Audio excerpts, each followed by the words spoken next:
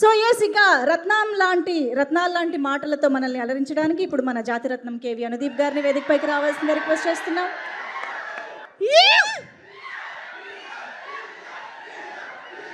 To Frank ఏంటంటే first నేను చూసినా బట్ ఫస్ట్లో నేను చూడలేదు సినిమా.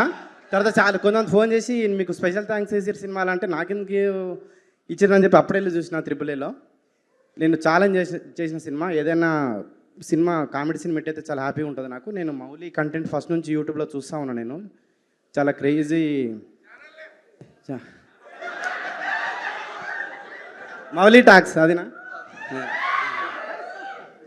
సో చాలా క్రేజీ కామెడీ ఉంటుంది, చాలా డీప్ అబ్జర్వేషన్ ఉంటుంది మౌలికి. సో మౌలి ఇంకా చాలా సినిమాలు సెలెక్ట్ చేసుకోవాలని కోరుకుంటున్నా, చాలా ఎంటర్టైన్ చేయాలని కోరుకుంటున్నా. శివాని నేను జాతిరత్నాలు ఫస్ట్ చేసిందామే, అప్పుడు తర్వాత